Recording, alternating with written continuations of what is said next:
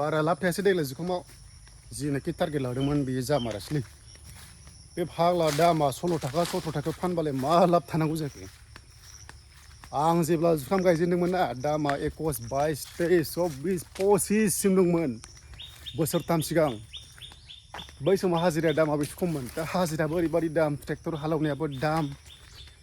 ओमफ्राय अभारअलथ' बिगायाव 8,000 थांखादों मा मोनखो 16 थाखाल'सो मोनबाय 16.5 16 17 मेक्सिमाम 17 थाखा मोनदों गामियाव कुइन्टेलाव आरो नै एकदम दायो माने हालेवनांसिगौल' आरो हालेवबाथाय बे जुखाम थेराखौ गारलायनाङा गोबां सोंदोंना रायजो राजाफ्रा बेखायनो आं मोनसे कन्टेन्ट लाबोदों नोंथांमोननो बेखौ मालाय हारसिं सेवलांखागोन ट्रेक्टर खनसे हालेवनाय लोगो लोगोनो सेवलांखायो अखा हानानै आरो सेवलांगोन आरो हायाबो हासार जागोन आरो जुखाम गायनाय हायावथ' आरो हासार सारखानांगौ नालाय बेखायनो माइया बांसिन ग्र' जायो आरो ओरै नै जोंना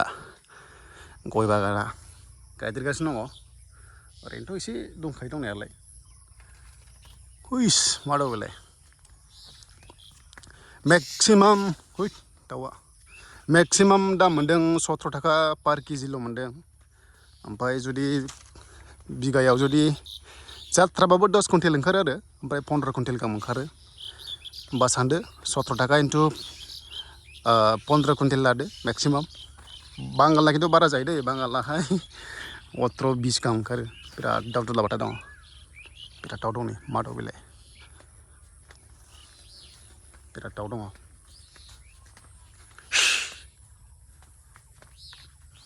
हुर दाउलुर फिसा नै खोथिया फोबाय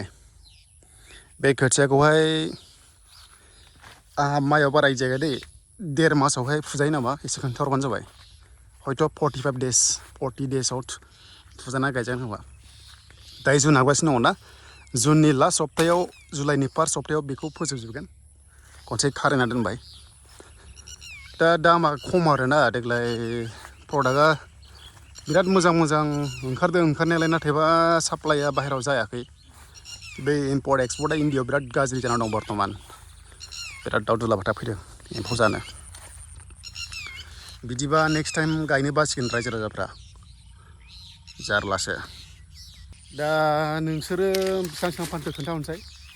बिराद आसा खालामदोंमोन ना 22 थाखा 21 थाखा मोनगोन होननानै